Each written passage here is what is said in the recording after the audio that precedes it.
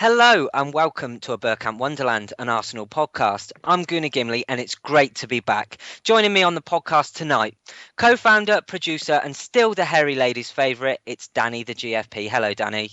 Oh, hello Mr. Gimli. And how are you? Oh, regretting that you're back because GC was the ladies' hairy, scrunchy favourite and we got on. Oh, don't you start. I heard the abuse on the start of last week's podcast and if it wasn't for Mr. Cross there, he'd certainly be getting a few thrown back his way. Next up, a man that is so in the know, he knows what you did last summer. It's Mr. Geoff Arsenal. Hello, Geoff. Good evening, everybody. Hope you're well. Yes. I've enjoyed my holiday in Colombia, and I'm now back and full of the joys of autumn. Did you bring anything back with you? 2 tons worth. I'm not saying where we hid it. Blimey. Well, in Wales we get lots of snow, and they have those bins on the corner of the road. So if you're up anywhere in Merthyr Tydfil, don't look in any of the bins. You might get a white surprise. Right, he's not been on here for a few weeks and we've been inundated with letters of complaints from our lady listeners. It's old chocolate voice himself, it's FK. Hello FK. Hey, good evening guys, really good to be back. How are you? Yeah, I think we're all good this week, aren't we fellas? I'm tickety-boo. You're always tickety-boo. Oh, in the words of the great Billy Connolly. God, I love that man. This gets longer and longer every week. So finally, 99% of you have probably read a story by this man at some point or another. He's a massive Gooners and he joins us tonight to talk all things Arsenal. Writer for The Mirror, it's Mr. John Cross. Hello, John. Hello, very good evening to everyone. Thanks ever so much indeed for having me on. It's going to be a joy. It's an absolute pleasure to have you. We were going to do this a couple of months back, but I think you were caught in an airport in, was it Turkey or Heathrow or something? Do it was so far back, I think it was on the journey back from Istanbul. And then it was just, honestly, I think kind of things were hotting up in the transfer market, weren't they, towards the end of it? Is that the right one? I think so. I think that's about it. Sorry. It was before we signed the wonderful Mesut Ozil.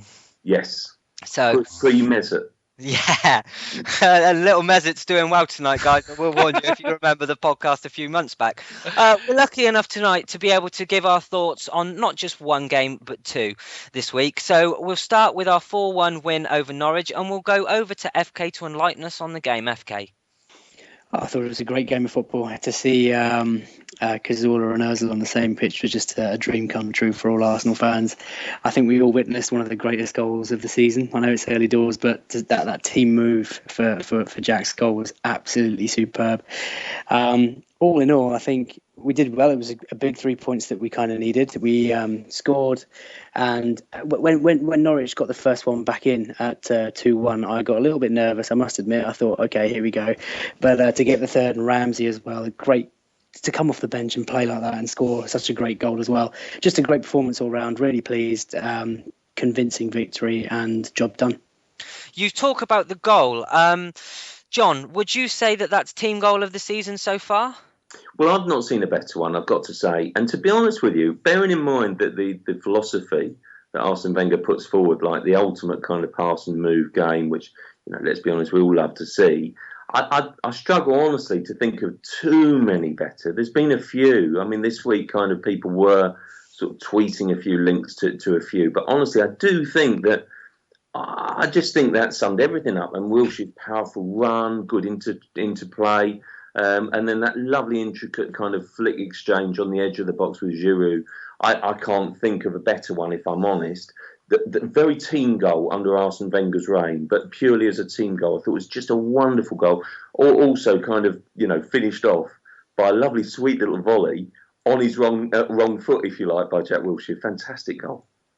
And Geoff, would you agree with that? Do you think that's the team goal of the season so far? Yeah, I would have thought so. I haven't, like John said, I haven't seen one better yet. But the result itself, I think it flattered us a little bit. 4-1. I know we could have maybe scored another couple more, but I think Norwich definitely had a lot of possession, didn't they? And I was a little bit concerned through some stages of the game, but we scored important goals at important times in the game, which obviously made it better for us. But it was a difficult game for us, and we did well to get through it. With a good win.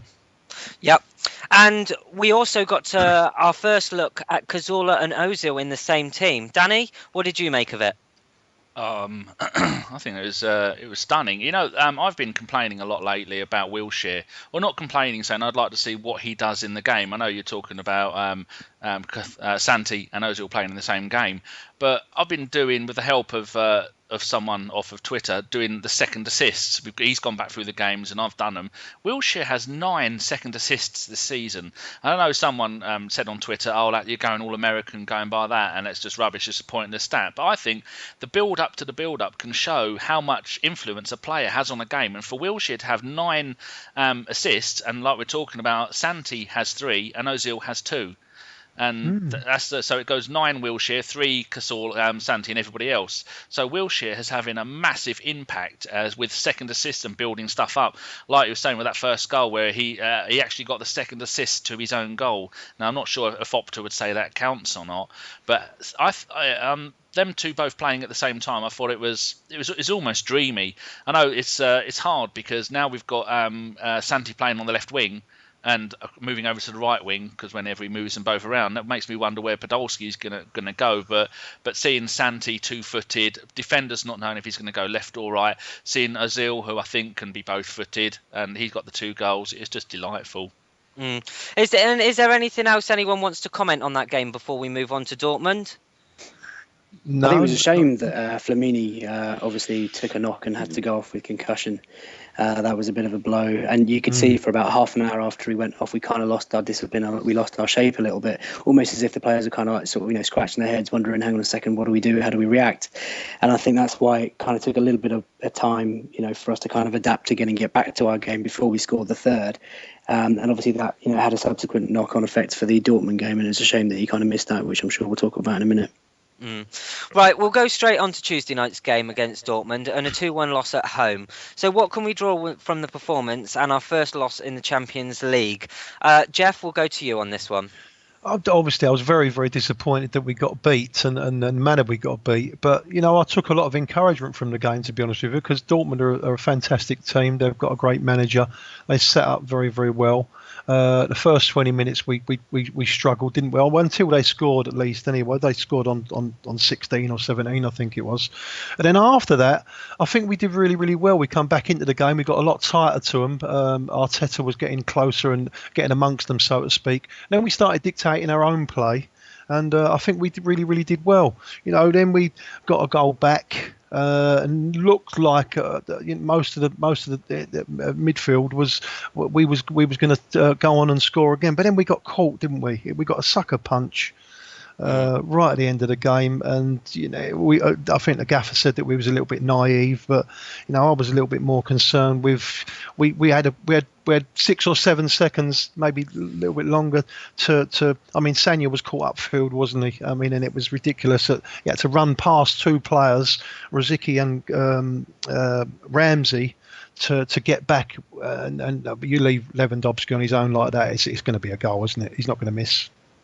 And with away games to Dortmund and Napoli coming up, was this a must-win game for us, or do you think we can still comfortably qualify, John?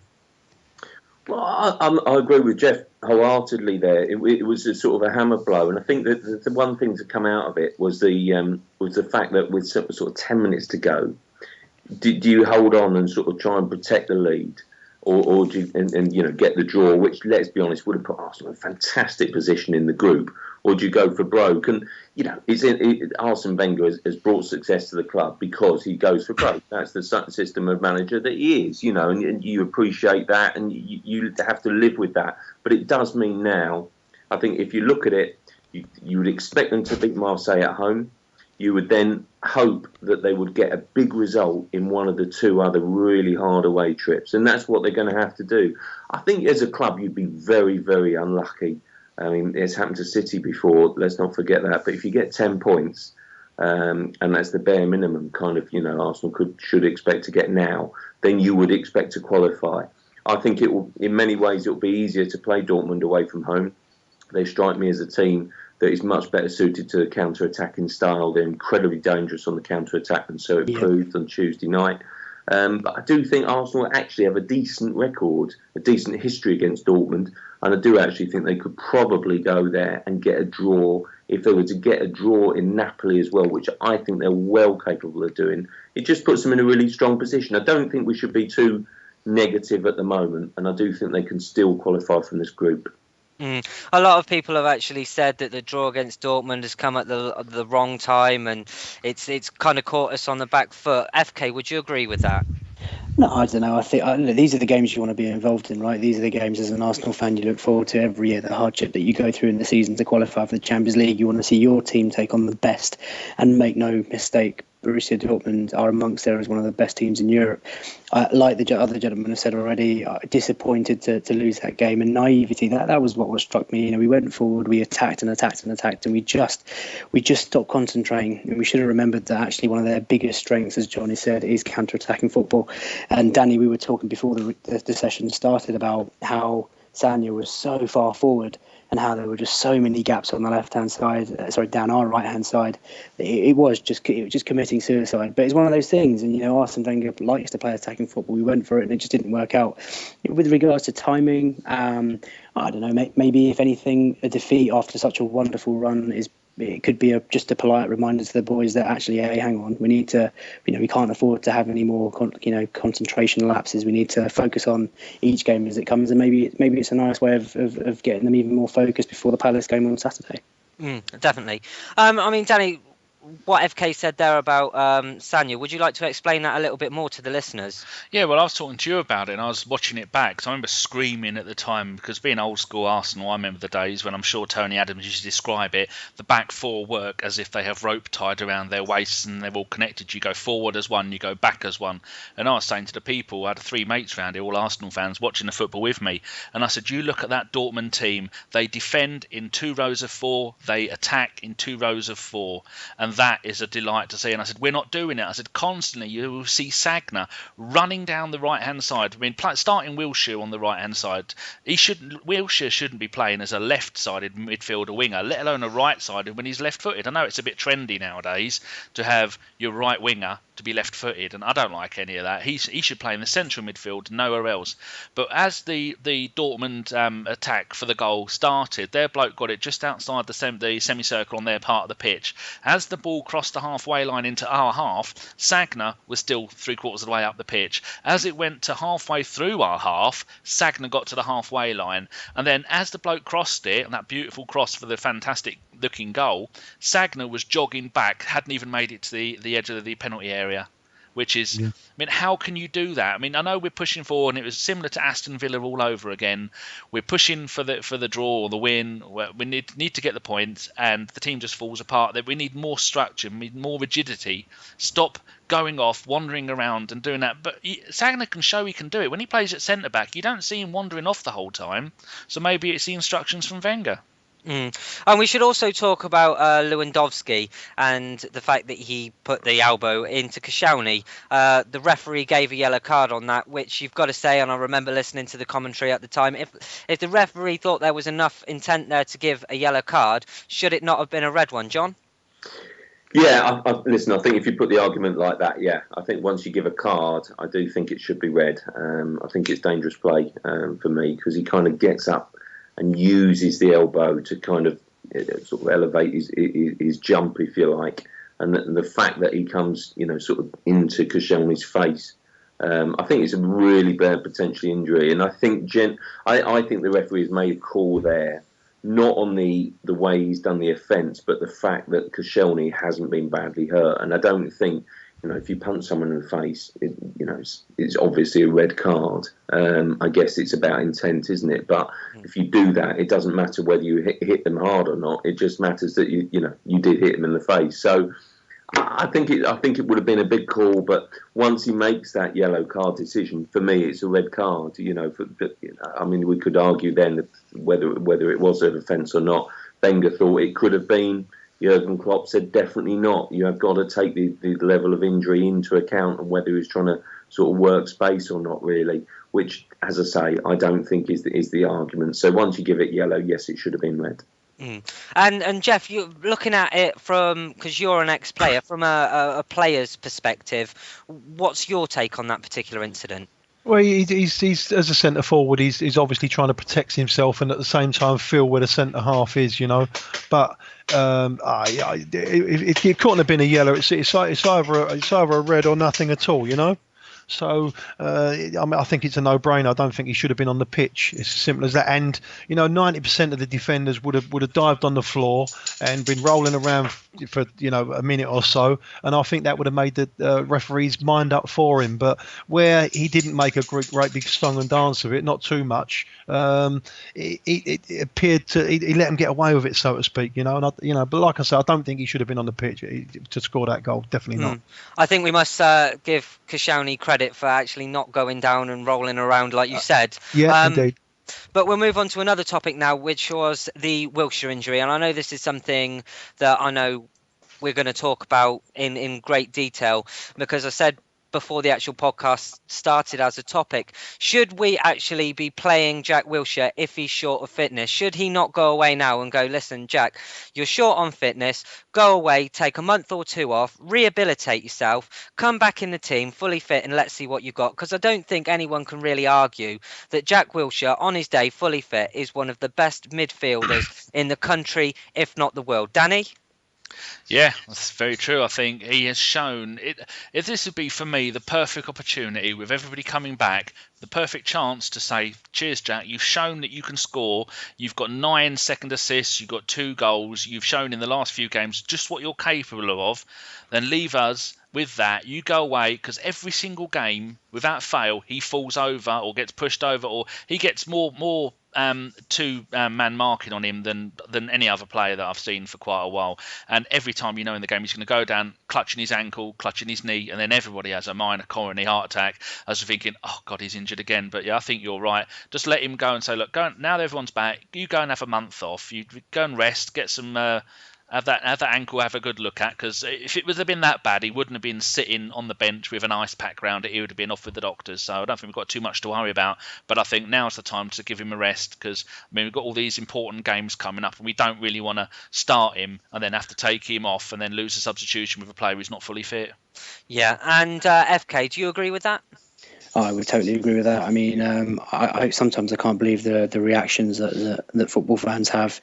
He went through a bit of a bad phase because he's just not fully fit, and now he's trying to regain his form. And everyone's got to remember the year that he had in 2011. He was absolutely outstanding for a boy of his age. For me, it was no surprise that I think Norwich was actually one of his better games, and it came after the international break where he probably wasn't used much, and he had 2 weeks he had a nice breather. He was away from the club, made a couple of substitute appearances for his country, but he came back and he was absolutely brilliant. And it's just a massive shame, and it's just such a big frustration as an Arsenal fan, because you so want him to succeed. You want him to be fully fit, bossing that midfield with his play, and he's such a good player. But just if he keeps getting injured, it's not going to be too long, guys, before some Arsenal fans even start sort of turning on him, because if he keeps playing not fully fit and he keeps getting these knocks, people are going to run out of patience. We all know what football is like nowadays. I would totally agree with you, with Gimli, just saying that if you could just have 2-3 weeks off, come back fully fit, proper, after a good sort of rehab or whatever the term is, comes back fully fit, hits the ground running, he'd be brilliant for Arsenal. He just needs a bit of a break. He just needs to get fit. Yeah, I hear you. Our last topic on the actual Dortmund game is Jurgen Klopp coming to town as a possible successor to Wenger in the future. Do we think this is a good choice? And we'll go to Geoff. I can't see the great man going anywhere for a number of years yet. I've got to be honest with you. But that's a cop out. You're coming on here. No, Clop out. Clop Hey. out. If he did give up the position, or I can't see him ever getting sacked, Arsene Wenger. I think he'll either walk or something. But Klopp, a fantastic manager. I've said it already. He's very similar. He's an Arsenal type of man, if you get what I mean. He plays the game very, very similar to the way Wenger plays. He likes to pass, and move, and I think he's ideal to be an Arsenal manager. But whether or not he'll get the chance, we'll have to wait and see, won't we? And John, you're the man that knows the stories before everybody else. Do you think it's possible to see Jurgen Klopp in the hot seat anytime in the future? Well, what a build up that is. I'm not sure that's right, but I think the the reasoning behind it is because they share so many philosophies and traits. I think they play good football. They try and develop their own players. That's so important to both of them, isn't it? Sort of kind of spotting players, taking sort of kind of a real enjoyment and personal kind of interest in doing that, which brings it. They're both good characters too. Arsene Wenger, in press conferences, particularly sort of a little bit more at London Colney, was a bit more relaxed sort of thing. Always has a laugh and a joke. And similarly with Klopp, he's just sort of a few gags and one-liners, and sort of that comes across really well. He's got a character, he's got personality. But I'm with Geoff really. I think that the likelihood is that Arsene Wenger will be there for some time. I think you can look to the future as potential successors, but you can't go too far, I don't think, beyond that, because you just got to plan for the here and now. I think the likelihood is that Arsene Wenger will stay.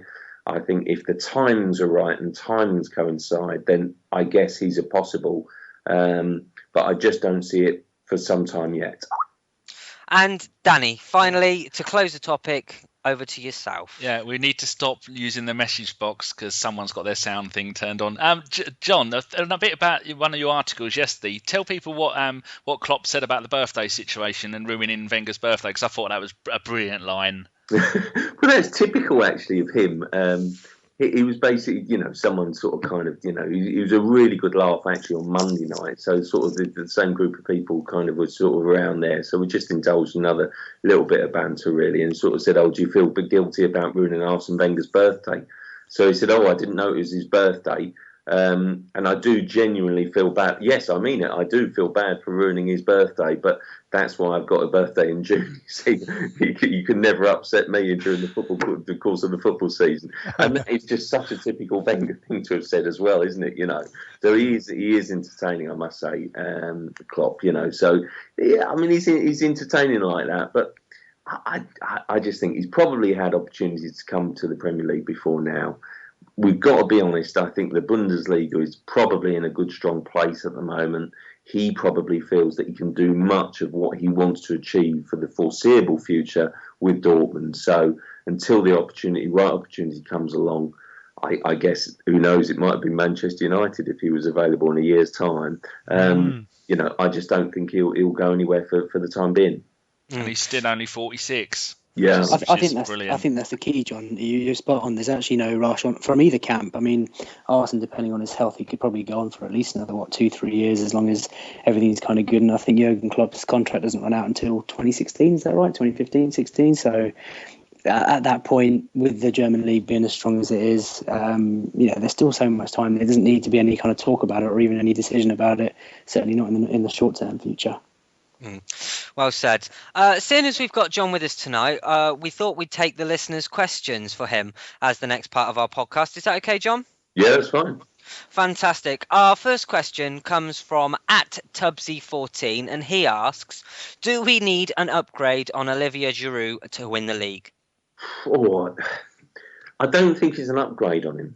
I'll be honest with you. I was kind of one of the slightly sceptical people about him, if I'm honest. But now I'm just in a position where I think it's not necessarily an upgrade. You either go for another striker to complement him. I understand why they went for Suarez so strongly in the summer, because he's a different alternative. He's a different option. Or you go for kind of, Llorente, for example, as a backup option to cover him if he gets injured. You've got to be realistic at the moment. Giroud is keeping Benzema out of the French national team, and he's playing so well. I thought he was fantastic against Norwich, and just summed up to me everything that he's good about. He kind of flicks, team play, really good. No, I think he's sort of taken a sort of mature attitude about it. Really, he knows that Arsenal were after a striker in the summer. They couldn't get one, but he took that on as a challenge and he seized his moment. And for me, he's just come on leaps and bounds. So it's not necessarily a step up, but perhaps a different option and valuable cover. I agree. A lot of people actually wrote him off, but I think he looks sharper this year. I think he looks like he's got another yard of pace, and I think he he could be seriously in contention to be a top striker for this club for the foreseeable future. Right, our next question comes from Jerome_Marks, and he asks, what are your thoughts on playing Arteta and Flamini against weaker teams? I personally think that you've got to generally have, to be successful, a first 11. You have variations on the theme.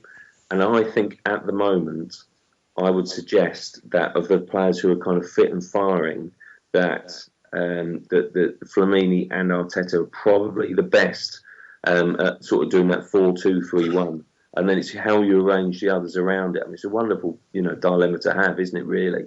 But if you think of it as sort of kind of, let's say Chamberlain's out at the moment, Walcott's out at the moment, then you're going to have to play either Wilshere or Ramsey, perhaps wide, to accommodate Ozil. So there's lots of things. I mean, listen, I think Cazorla will end up playing, wide left long term. I think that's been his position in Spain. It was only a sustained period. That was the first time in his career playing sort of a number 10 when he came to Arsenal. So I'm convinced that he'll end up playing there. And it's just about how the others fit in. But I do think that Flamini and Arteta provide a really good axis on that midfield. Would Arsenal have conceded against Dortmund in the week if Flamini had been playing? I think Ramsey, as good a season as he's having, his natural momentum at the moment takes him forward. That's where he wants to be playing. That's his game. And so sometimes you just have to have that little bit more discipline. And I think Flamini and Arteta provide that for the midfield. Definitely. Right, our next question comes from, and we'll do this in a quick fire kind of style, at GBurns_98, and he asks, what do you think the last 8 season squads have missed that the Invincibles had? Great question. Yeah, go on, quick fire. No, I'll just answer them quick fire. You could take as long as you want to answer them. Matt Flamini, maybe. Yeah, exactly. I've got to say, I think Geoff makes a great point there. The Flamini, midfield steel, just something in there to kind of really protect the back four. You've got to be honest. I think, obviously Henry was there for part of this, but, prolific goal scorer. I think Giroud is coming up with the figures now. So that's really good to see. But just a little bit of world-class quality which Ozil has brought in. I think that is making the difference at the moment for me. And can you see us going into the January transfer window making very similar to signing to Ozil, as in quality-wise? Well, I think the biggest issue for me is you're always going to be up against kind of European cup tide. So you kind of got to be aware that that's going to limit you so much. Would you really go all out on a player that can't play in one of the 2 most significant competitions for the rest of the season? I think there's going to be loans available in World Cup year. I really do. I think maybe you're going to have to look at a sort of a striker, because I cannot believe that they'll finish off the run-in relying completely on Giroud. And let's be honest, I mean, Bentner's back, but is he really the player that you're going to be relying on sort of in the running? I think that's the issue. So no, definitely not. No, exactly. I think you're either going to have a stopgap or really go for it again.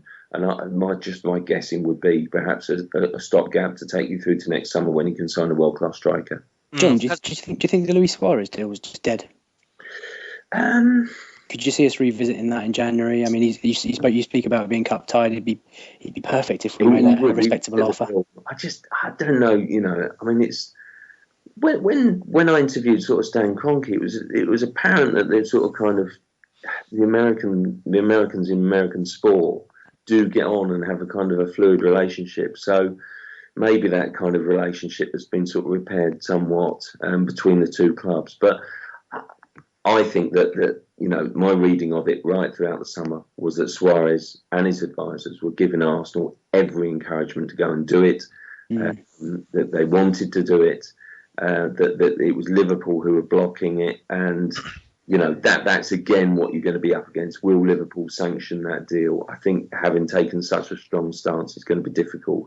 But, I think that they sort of made inquiries, probably only agent level, relatively late in the window, to see actually would Liverpool would they sell? So the interest is there. There's no doubt about it. Wenger absolutely loves him, rates him highly as a player, above all else, I would suggest. And so who knows? But it's just a question of whether Liverpool would sell, and that's the hardest issue.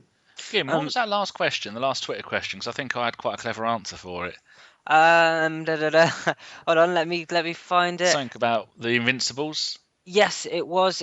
What do you think the last 8 season squads have missed that the Invincibles had? Easier opposition. How about that for an answer? Because look at the team back then. We were Chelsea second, 11 points behind us. Man United third, 15 points behind us. Liverpool fourth, 30 points behind us. So do you think maybe that's got something to take into consideration? The strength of opposition we now face, because every team in the league has half decent players. And you also wanted to chuck something in there about a story that John wrote earlier in the week about a certain Spanish striker, didn't you, Danny? Oh, yeah. John, I've written this down so I don't mess it up. Right, so it's going to sound like I'm reading because I am. Right, John, you mentioned we might be in for Llorente after his free transfer from Bilbao to Juventus is not really working out. As Juve are 5 points behind Roma, and Llorente only has 2 goals in 8 games. But last season, he only scored 5 in 36 for Bilbao. And is he the player that he was a couple of years ago when he got 29 goals in 53 games for a mid-table Spanish team? Because he's 28 now, and I know he wants to be considered in the World Cup squad for Spain, but I don't think he's that good of a player anymore. I think he may have just had 1 or 2 good seasons. Yeah, I very much kind of wrote that as with in mind a bit of a stopgap thing. I think players get anxious in World Cup year, and my sort of feeling is that he's probably getting a bit anxious. Is he going to play? I think you just got to be sort of kind of realistic about this. Is that basically is Giroud going to be able to play every single game? And for me, I just don't think he is going to be able to. And I think it's kind of finding that sort of right balance in that squad. If he gets fatigued, if he gets injured, I think if you brought in, blimey, if you brought in Benzema, well, the French are already saying, aren't they, that basically Giroud is better than Benzema on current form because they're playing him. So that tells you one thing. And again, Giroud, you'd have to put him on current form above Llorente, but it's just about finding the right balance in the backup option. I mean, I tell you, it's often sort of kind of forgotten that Jose Antonio Reyes, who was a big signing, but he came in at a time and gave Arsenal such a boost in that January. Sort of, for that short spell of time, he really came in and gave everyone a lift. And, there's been a few January signings down the years like that. And I think that, sometimes you can sort of do that. It just lifts everyone. Rather like Ozil did, right at the end of the window. It's just lifted the mood and given everyone a fresh confidence. Plus, we've got the Spanish players he'd work well with because he knows them. But you were talking about the number of games that Giroud can play. It's taking it to the extremities. But if we did like we did in '93 and get to the both cup finals, plus we do all right in the Champions League, we could be playing. The most would be 68 games this season, but if we get knocked out and get into the UEFA Cup final, work our way through there could be 71 games this season, including FA Cup replays. I mean, I know that's never going to happen, but we could probably said that back in '93. But you're right, that no striker can play 60, 70 games a season anymore. It's not like in the old days where you used to have one sub, and I think Liverpool won the league by only using 5 players or something silly like that. So, I agree with that. I think Giroud, I think he also gives so much on the pitch, I mean, it's quite funny, really, because I didn't think he played particularly well at Fenerbahce, sort of in the Champions League qualifier. I think he was quite wasteful that night. I think he ended up scoring a penalty. But kind of, in this sort of match report, he was... I think a couple of others had scored sort of more. I can't remember who scored that night. Kieran Gibbs might have scored. I can't remember. But and it was kind of I'd written in there, needed a left back and maybe a midfielder, to show him the way to goal. And then I saw him a few days later at Fulham when I was sort of trying to interview him post match. When again he'd scored, played well, and he said, "Oh, the Daily Mirror, the man the guy who said I need a left back to show me the way to the goal." And I've got to say, I really, sort of like that. I think it's great to have sort of interaction with players. Thierry Henry would sort of kind of often, sort of ring up and sort of kind of make this point if you felt you've been unfair to him in a match report. I love that kind of interchange. I think that the sort of Giroud is a really sort of, approachable guy. He's a character. I really like sort of characters, and believe you me, having been on tour with him, a little bit, you can see that he's a sort of a character, and he's sort of, he's just a sort of a really good, likable guy. I think someone posted a sort of picture on Twitter that made me laugh. Sort of he signed an autograph for a fan wearing a Manchester United tracksuit, and then he's sort of made shall we say rather rude inquiries as to why he was wearing that tracksuit. It's just sort of, it sums up the guy really, and I think you need characters around that place. I think he's got all the makings of an Arsenal legend. I really do, and yet I just feel that with every great squad and every great team, you need a little bit of backup, and I think that's the one thing at the moment that is missing from this squad rather than the team. Do you ever get the urge to touch his hair? He does look sculpted to absolute perfection. I bet he's bald, really. It's a lot more darky than Marouane Chamakh, isn't it? Oh, Are you trying to insinuate that Giroud wears a syrup, Danny? He wears a syrup and a merkin. One of the questions we should ask you, really, John, is about Lewandowski. He's made a bit of a U-turn by saying that he's not going to go to Bayern. Could you tell us a little bit more about that? And could you tell us if he's a possible target for Arsenal?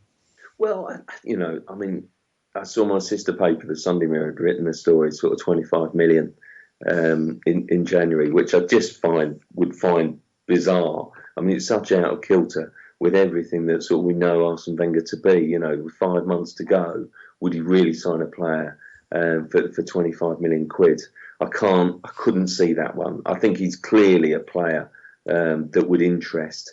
And Arsenal have shown it with Ozil that they're not afraid to pay the wages or the contract, but I just couldn't see it happening in January.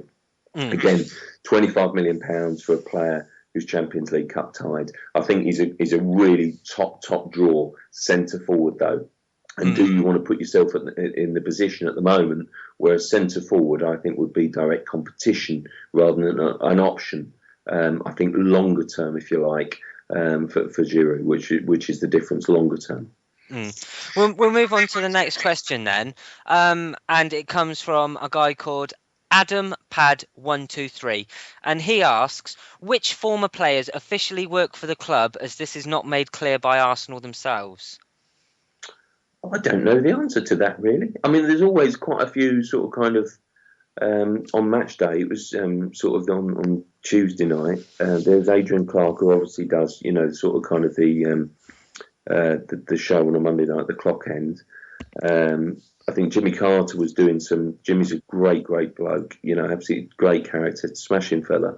Was there in some capacity, I think, for the website, doing the sort of the post-match show and maybe a commentary. David Hillier often fills that role. Yeah, a good friend of ours is old Dave. Yeah, he's a top man, Dave, isn't he? Absolutely top man. And it's funny, really. I always remember I've told him this, but I've I always remember the '91 semi-final when it was kind of Mickey Thomas kind of. I always remember if David Hillier had been playing, I still maintain that Arsenal would have won that game because he was a good discipline marker. Yeah. That's what Arsenal lacked. Anyway, 20 years on, you still can't get over it. But anyway, but it's. I think he's a good character. And then, there's a few on sort of tours. I haven't seen Perry Groves doing tours for a while now, but Perry used to do tours, so I don't know whether he still does. There's just a random selection. Nigel Winterburn does some stuff for Arsenal.com, I think. I know Charlie George, sorry about in there. Charlie George and Sammy Nelson I've seen in the Dial Square walking round having a chat with the punters from time to time as well. Well, Geoff, I think that Charlie George does. George does tours, doesn't he? Very regularly. Because his sort of famous line is when he comes into the, albeit rather extravagant press area, always says, "I don't know why they treat him so well, bloody press." So it always makes me laugh. So I actually saw him on Tuesday night. You're right, John Hartson, who is a real good character, who's working for the BBC that night, and so we always have a good giggle about old times. Johnny Hartson, he's a top man, absolute top man. So I think that's all I can think of, Paul Davis, sometimes flits in and out, but I think he's got his own season tickets. So I really like Paul. Paul's another sort of, diamond. Obviously, Ray Palmer's always around for TalkSport, but I don't think he works for the club at all in any capacity, Ray. Is Freddie Lundberg another one? Didn't he take a ambassadorial role as? Speaking about the ambassadors, Robert Pires definitely has got something along those lines. Yeah. I think Freddie has as well. Robert Pires went on a trip, didn't he, to sort of kind of far-flung places and I follow Ian Selly for Pure Entertainment on Twitter, and I think he does some coaching, doesn't he, abroad? Yeah, Abu Dhabi, isn't he? Yeah, so he's interesting to follow on Twitter. But yeah, Robert Pires definitely does some ambassadorial role, as well as obviously training every day at the moment to keep himself fit. Sorry, Gim, if I could just say, just while John's mentioned about training, as a football fan, when you log onto the website and you see pictures of like Robert Pires or Sol Campbell or whatever, or Jens Lehmann getting involved, you feel so good, and you just think the players, even though they're established superstars now, when they have someone like Pires wearing a bib on the training field, you can't help but think how much they're learning from him. And Pires had this amazing ability of just ghosting past players without being the quickest man on the field. And you can see people like Wilshere or Ramsey, almost pirouetting now on the pitch. And you kind of think, well, I wonder where they've kind of learnt that from. And you can't help but think that players like that would be so great to have back in the club in some sort of capacity on the training field, just helping our kids through. I think it's fantastic. I completely agree with that. Although I think that there has to be a balance. Because I think sometimes you can kind of, I think in a way you can sort of almost get, sorry, that's my phone going off, but you can kind of almost have too many, I think, around the place. And I don't think you should sort of kind of open it up as an old boys club. And I think sometimes, perhaps there's been too many sort of around the place. I mean, Robert Pires, great example, as you say now. But I think sometimes you think, blimey, what about David Beckham? David Beckham turned it into a media circus, albeit for about a day, wasn't it? But it's kind of, and Thierry Henry again, sort of thing. It's just like, blimey, how many sort of more former players can you have? It does have to be a professional environment, as long as you have that balance right, that they're learning from legends. And let's not forget, obviously, that Sol Campbell, was such a great influence, the 2 times that he sort of came back. Then that's great to see. But I sometimes think, hang on a minute, it's a professional environment here as well. And I think sometimes I just get the impression that the coaching staff as well think you've got to have that right balance, if you like, professional environment as well.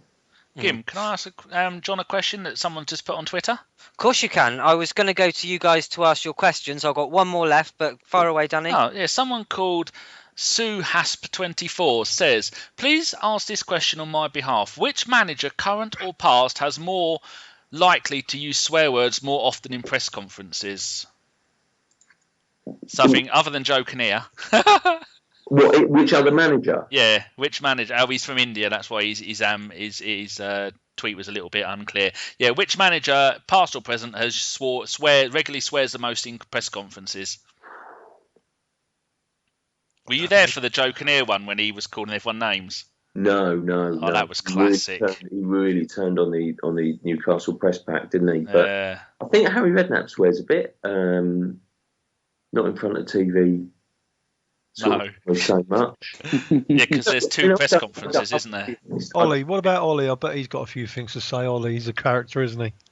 You're right. Yeah, you're right. In another way. Character. I think, to be honest with you, I mean, the press conference situation has changed so much in a way, is that in the years gone by, there just wasn't TV cameras in there. And so now you have on Tuesday night, you had sort of kind of so many. I got actually dug out for leaving the press conference early by a few people. But you've got the TV cameras on there. You kind of got lots of sort of websites sort of filming it as well. And so the manager is far less likely to swear in that environment. To kind of, because he knows he's being filmed when he's doing, when he's a bit more relaxed. So when we're having our own chat with someone in sort of a more private sort of a environment. I mean, Arsene Wenger, swears on occasion, and I don't think particularly it's industrial language. I don't particularly sort of kind of get upset with it. I don't think it's a story. I always remember when Arsene Wenger swore over Theo Walcott once. One paper turned it into a back page lead, which I just didn't think was relevant really. But as I say, I think I think that, when a press conference is filmed, I mean, the other night was quite funny. I couldn't get a question into Klopp, and I was right on deadline, so I had to kind of make my excuses and left. So I kind of dashed out the room, sort of thing, and kind of, I think a few people filmed this and sort of. And it was purely me trying to go and sort of and try and file my stuff, and all of a sudden, get a bit of dog's abuse for getting in front of the cameras, really. So that's the last thing I would want to do. Right, our final question comes from the host of our sister podcast, and this is Gooner Girl Kate, and she asks, when you get wind of a transfer rumour, how can you tell if it's real or fake, and how do you know? How sure do you have to be to put it to print? It's a good question, this. I mean, listen, at the moment, every day, every single day, I get at least 20 tweets off Liverpool fans saying, "Oh, you got it wrong about Suarez." and the fact of the matter is, and today I've got hundreds actually, and it just is. I mean, every transfer story, I don't think you go into it saying this is going to happen. This is, absolutely, sort of nailed on, stitched on. Arsenal were interested in Suarez, for example, wanted to sign him, made a bid. So for my money, that's the story. And sometimes sort of, transfer stories come up as sort of kind of, in varying degrees that, there's been interest in many a player over the summer. I think it's worthwhile in reporting all of the interest, and I think it's a story if Arsenal are interested in trying to sign a player. If they don't end up signing that player, then I would suggest that story's not wrong. It's just that the deal wasn't done. So, I still think it was worth reporting. I think in terms of, how do you sort of source a story?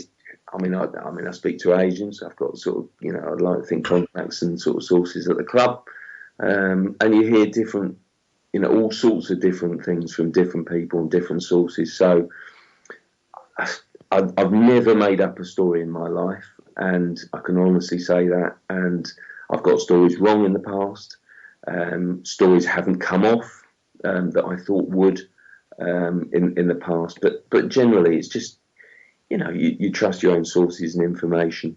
Some of them will come off, some of them won't. But I like to think that you kind of build a reputation of being hopefully somewhere fairly near close to the truth. Yeah, I hope they're not the same sources as Geoff. What was it, Geoff? HP and Hines, was it? Yeah, HP and Hines, mate. They're the two best. Oh, daddies. I'm a daddies man now. Oh, fair play. Geoff, it's funny you should say that. I actually like Daddy's sauce the best. Different class, mate. Different So class. you heard it here first on a Bergkamp Wonderland. John Cross is a fan of Daddy's sauce. We've got the same sauce then, haven't we? Yeah. Oh, hello, cheeky.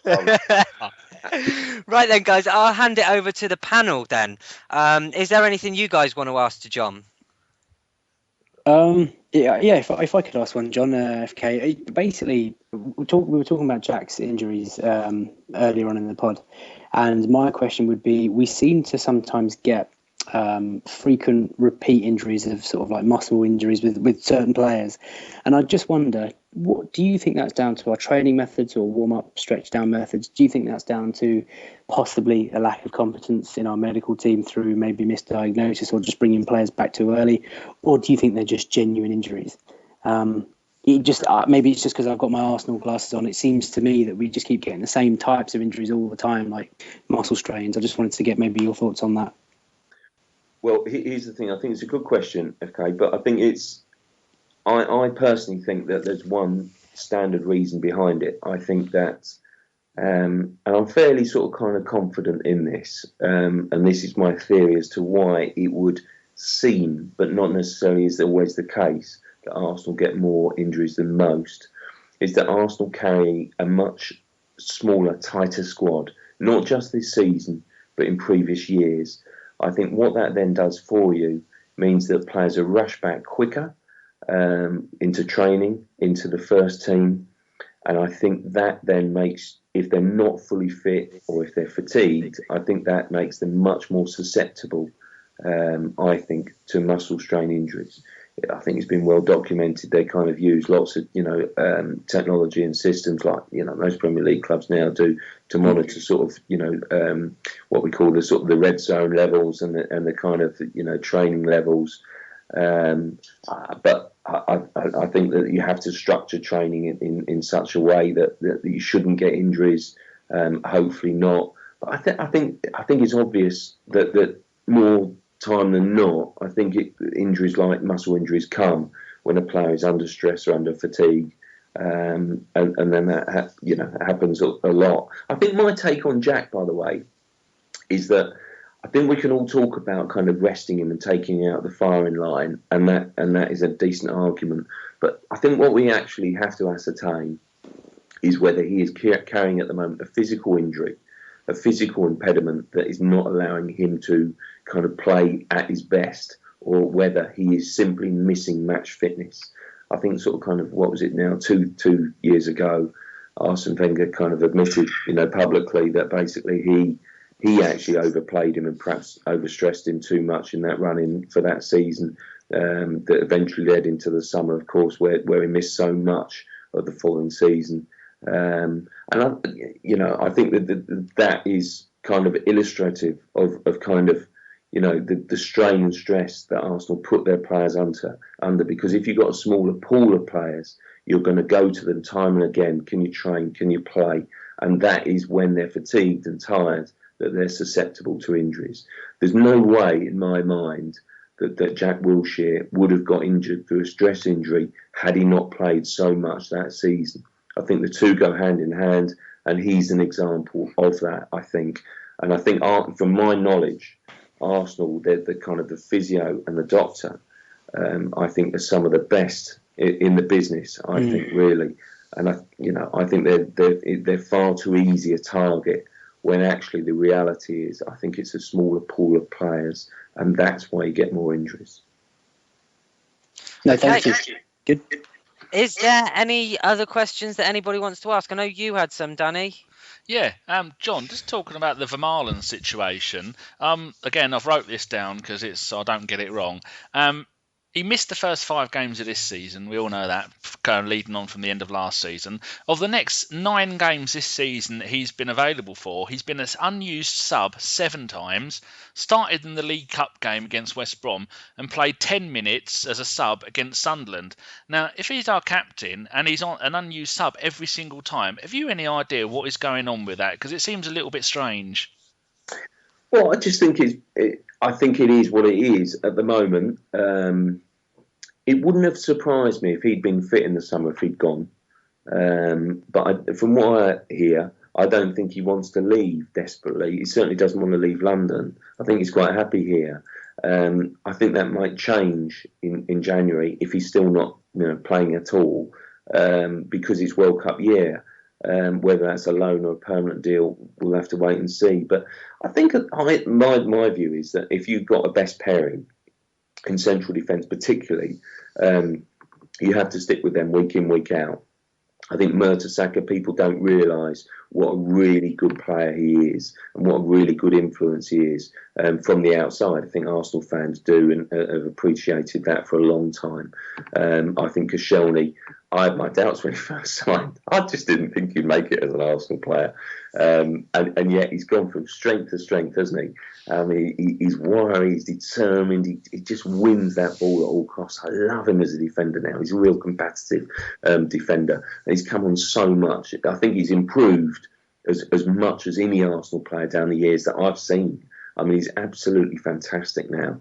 And I think that pairing works so well. I don't like Koscielny and Vermaelen. Doesn't work for me at all. And I don't think sometimes, I don't know why that is, but that dynamic never seems to click for me. I think Mertesacker is almost the glue that can kind of keep, sort of Vermaelen working together as well. But I just think you've got to play your informed players. And I think at the moment, Koscielny and Mertesacker have to keep their places. And I think the other possibility would be Vermaelen at left back. Gibbs is already keeping Monreal out of the team, so there's no chance there. So I think it is what it is at the moment. There's just no way back. But for me, you could never let him go because you need him as backup should something happen. So how do you think Monreal feels as Monreal has worked his way up to be the Spain number 2 left back?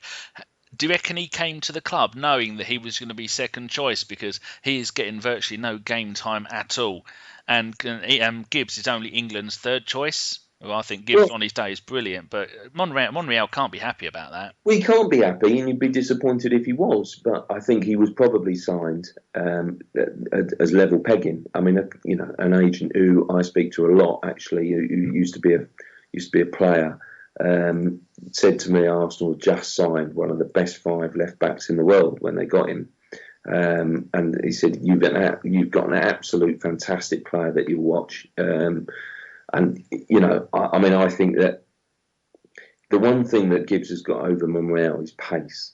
And I think Monreal, for me, I think people are going overboard about Townsend at the moment. But Townsend really monstered Monreal at QPR last season. And I thought, blimey, Monreal still hasn't adjusted to English football. And I feel sure that a player of his quality and class would do, given the regular games.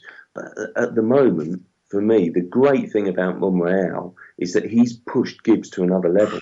Gibbs has embraced the challenge and said, you know what, I'm going to make that my own.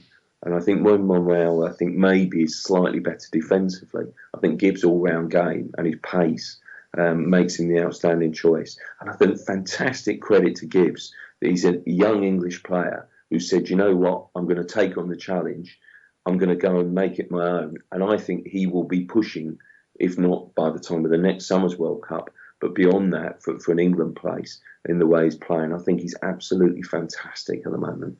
Yeah, definitely. It's brilliant. John, you've had this very, very easy tonight. I've got to be honest with you, haven't you? So I want to rattle you up if I may. I hope you don't mind. Last year, you napped Spurs to finish above Arsenal. I'd like to know what your thoughts are for this season, mate. I've got to be honest. Up until Arsenal signed Ozil, I thought Arsenal won't make the top 4 this year, and now I'm thinking, are they going to win the title or not? I think they're title contenders. I think the depth of squad might be the stumbling block. But yeah, you're right. I mean, last season, I just thought Spurs would pip Arsenal. Maybe that's the pessimist in me, but it's kind of, I think that, I think down the years, Spurs, considering the players that they have and the depth of player that they have, really should have finished in the top 4 much more often. People will always say, who's got the better squad, Arsenal or Tottenham? To me, that is not even an issue until Tottenham finish above Arsenal. Because what is the acid test of a squad? Is where you finish over the course of a season. Because the course of a season is the ultimate test of any squad. And Arsenal have consistently, under Arsene Wenger, finished above Spurs. So even now, the whole squad, never mind taking this player out, is better than Tottenham's. And it will take Tottenham finishing above Arsenal for that to change. And yeah, absolutely, last season, got it wrong, thought Spurs would do it. And it went to the wire, didn't it? And I just felt, though, that Arsenal lacked some quality last season. If they just had a sprinkling of 2 or 3 more, then basically they could really go on and do things. I think the domestic cups was such a disappointment, but they went out and got that special player this summer, and Flamini on the cheap, obviously, and just they've transformed the team, given them that ambition, and it shows that they weren't too far away for me from being title contenders. Very good. Anything else that anybody wants to ask? Who do you think will win the league this year, John? In just a team name. I think it'll be Manchester City. What? Okay. Really? Oh dear. I wouldn't even. I fancy us, I really do fancy us this year. I reckon. Yeah, definitely. If we can get my question is leading on from FK's is after Palace, our next 4 games: Chelsea at home, Liverpool at home, Dortmund away, Man United away. I would be quite happy if we get 5 points and a draw in Dortmund. What do you think about that, John? Yeah, I think that would be a decent return. I think a big one for me, is a win over Liverpool. I think if Arsenal could beat Liverpool, for me, that would send a big message, a really big message. Because, there's no doubt about it in my mind. Don't get me wrong, Arsenal will be contenders, so they could win it. But I just fancy City. I think the City have got such depth in their squad. And that, for me, again, is the old argument. I think Arsenal have fantastic options in midfield. but they've got Giroud up front. Really, he's sort of leading the line. Have they got the kind of the backup options needed? I think in defence and also the goalkeeper. Szczesny's playing brilliant at the moment, but what happens if he were to get injured? That would be a concern. And it's just kind of that depth. City, I guess, haven't kind of got that behind Joe Hart, really. But I just think everywhere else, they've just got a multitude of different players sort of in every department. And I think that's what sort of cuts them apart. And a lot of people are saying, well, Arsenal have had such an easy start. Yes and no. You can only beat what's in front of you, and they've done that.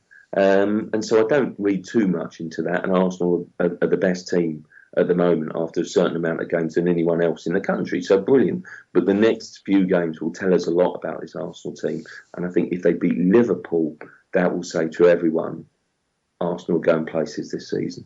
That's the one I had down for a win. I think we can beat, if we keep Suarez quiet, stick Flamini on Suarez, that's him out of the game, then all we have to worry about is Sturridge. But I'm a big fan of Pellegrini. I think what he did at Malaga was just absolutely amazing. I think he was hard done by at Real Madrid. I think he had one season there, possibly two.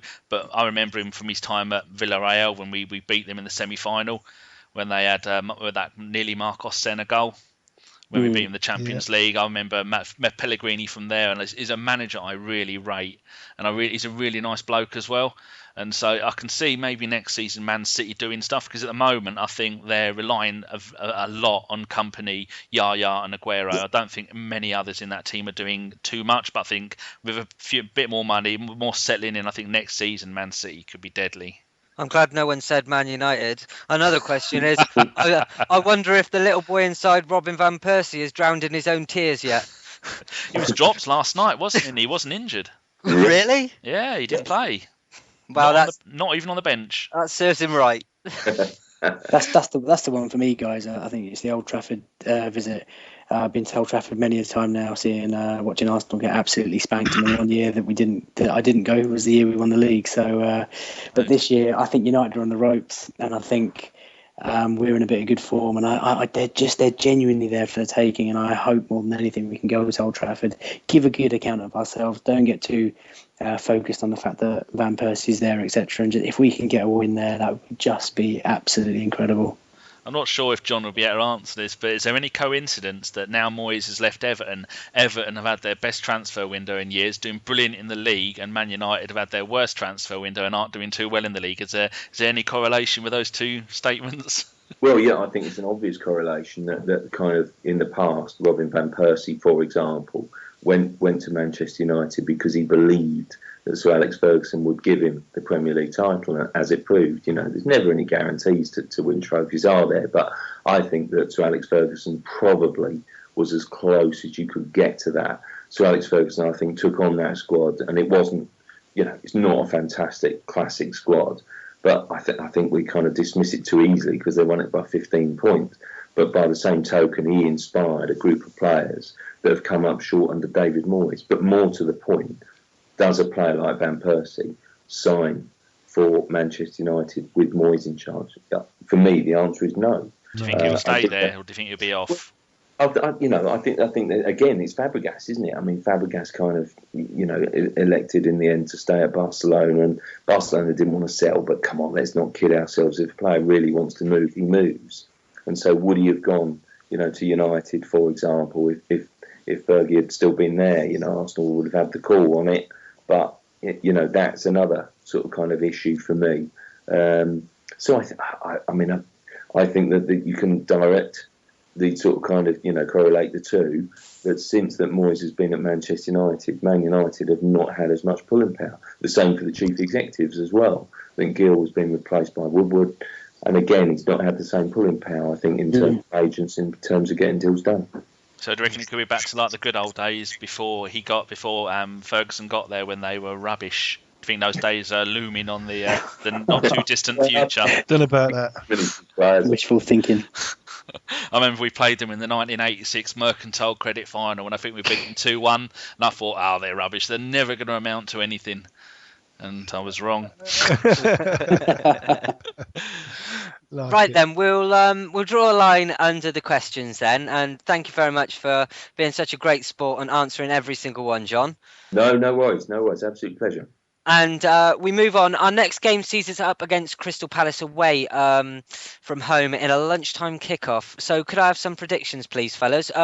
John, I don't know if you know we do this, but every podcast we do our predictions and the first scorer, and we do a little league of which Danny's getting absolutely trounced. Stop going on by the about way. No one. It's been cancelled. I'd like to know too. There was lots of rumours of financial irregularities, so I've put a stop to it all. Is it Geoff? Someone Geoff? I think it's Goffy. Top of the league. Top of the Geoff league, Mar. Geoff Arsenal. This is 5 points clear, I might add as well. You're never going to catch me. 4 points, but this is your It's a chance. marathon, not a sprint. It's your chance, John, because the guests are currently in second place, only 4 points behind Geoff. So we need the prediction for the final score and the first goal scorer, not just for Arsenal, but overall first goal scorer. Do you want to have time to think about that? No, I'll go Crystal Palace 1, Arsenal 2, and I will go for Koscielny. Oh, hello, cheeky. I like what you've done there. That's what I keep doing. That's why I'm bottom. I keep picking people that aren't ever going to score. Didn't you have 6? Dortmund was 6-6 with Diaby to get all of them. That's what, because every week Jeffrey's always the last, because he's winning. He's always the last one to put his prediction in. So every I'll week, DM it as well. I don't like them scandals. Get it tapping into me, mate. So every week GC says, "Oh, Geoff told me it's going to be 6-6 Diaby first scorer." So Danny, let's have yours. I really like Ian Holloway. I think he's one of my favourite managers. I just love everything about him, and he's brilliant. And I'm really sad that he's gone. I heard his record on TalkSport, and his record was like 3 wins in the last 6 months or something like that, which isn't too good. But I liked his team. I like Palace, and they made my local team Peterborough a fortune. But I think they're going to get gazumped this weekend. I'm going to put us down for a 6-0 and Ozil first scorer. Fantastic. Geoff? Yes, very, very predictable from me. I think we'll win 2-0 and Olivier Giroud will score the first goal. Fantastic. FK? I'll go for 3-0 with Giroud first goal. I think Palace are there for the taking, and I think last Tuesday was a timely reminder that look, we can lose the game. We've got to be focused. I think we'll tear them apart. Do you know what? I had a 3-0 Giroud first goal as well. So I'm going to stick to it. Good. I'm going to stick to it. 3-0 Arsenal, Giroud first scorer. Oh, look at you lot all picking Giroud. Me and John are the only ones who've gone out on a limb. Oh yeah, you're the cool kids. Hey, we know it's going down. We'll have some shout outs then, please, and we'll start with Geoff. You know, I don't do shout outs. I talk to so many wonderful people on Twitter and that it would be unfair. Okay, FK? I'd like to give one guy a shout out. His name is Nick Harris, and he's actually someone who works for Sporting Intelligence. And on Twitter, his @ would be @Sporting Intel. We actually met Nick. Geoff and I met Nick this Monday at the Arsenal Supporters Trust, the AST meeting that they had, and he gave a quite brilliant presentation on Arsene Wenger's reign, but from an economic point of view. I mean, the AST had no input. It was like just like an editorial veto, if you like, and he basically gave a review on how Arsenal has performed with the resources that were available to him. It's quite brilliant. Follow him on Twitter. There's a great report that he's just produced, and his findings are quite fantastic. So @Sporting Intel. And Danny? Just to show that we're a warm-hearted, kind, loving, I want to give shout-outs to 4 Arsenal podcasts. That's because we've all had a little hand in them. We've got Bryce, who does Drunk Dial Square, who's asked if we would like to have one of us go on there in a couple of weeks' time. They're all based in America. We've got James Rose Stokes and Daniel Cowan, who do Goonosphere podcast, which is currently my second favourite podcast after the Tuesday Club. We've got Gooner Dillon, who does one called 3 Blokes Talking Arse, which is also very good. And then one that Gimli and John, our very own John, was on. The lads who run Gunners DWN Under. It's actually called Gunners Down Under, but there's not enough Twitter letters to do it. So it's Gunners DWN Under. And if anybody wants any of those things, go and have a look at the people I follow. I only follow 200, and you'll find most of those people there. And they're all 4 really good podcasts to go and have a listen to. And we appeared on that podcast the other day, didn't we? Stokes' podcast. Stooks. And we can't say, but within 30 seconds of Gimli being introduced, he dropped a C-bomb and said, "That's what you get for ruining our one with your potty-mouthed language." I did. I've got to say, fellas, when he came on here, and as far as I'm concerned, he kind of ruined it. So I only went on there to get my own back. But it was a very good podcast. It was very enjoyable to be a part of. I might have had a very foul-mouthed rant about someone. Any comeback from that yet? No, not at all. Yeah, I don't think anyone he knows has listened to it yet. I haven't any hate tweets yet. So, everyone's a winner. John, have you got anyone you would like to shout out? I have, yeah, I have. I was reminded the other night, and now I can't find his little Nick, but I can't see his Twitter handle. I'm looking frantically on my iPad here. We'll cover for you, John. We'll fill in the gaps, I suppose. Jim, just while John's doing that, could we just give a shout out to the Arsenal America podcast? A guy called Chris Tarogni, who's basically changed his Twitter handle to now it's known as @ArseAmer podcast, so ARSEAMERPODCAST. Really good Arsenal America podcast. I really enjoy that. And I'll do my one. He's a top guy, Chris, as well. He's a top guy. I've met him at an ASC meeting. Lovely fella. I'll do my one quickly while we're waiting for John. Just a quick one on Twitter. He is @RodGooner79.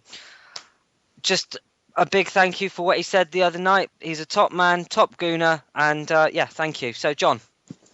Little Nick, I just can't find him. Little Nick.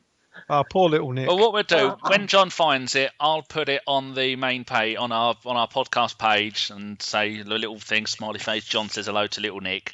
So we will find out who little Nick was. Yes, fantastic. Tweet it. So, brilliant. He works at Arsenal, you see. He works at Arsenal. I bet you guys would know him. He's a regular. John Nicholson, but I saw him the other night, and he said, "Make sure you make sure." And then I just can't find his thingamajig. I follow him. I follow quite a few people, and I just can't. I can't dig him out, but he'll be there somewhere. Okay, right. So all that's left is to thank all of you for joining me and Danny tonight. Thank you, guys. You're welcome. Thank you very much. Really enjoyed it, guys. Thank you. Cheers. Thank you for answering all our questions. Like I said, you've been an excellent sport. Thank you. Cheers, John. Thank you. Thanks ever so much. Really enjoyed it. Thanks, boys. Cheers. God bless. So that was a Bergkamp Wonderland podcast. Thank you very much for listening, and keep it Arsenal. Good night. Nanu, cheeky monkeys. Go on, Geoff. Nice. Say something funny, Geoff. No. I've got nothing funny to say. What do you think? I'm a comedian here?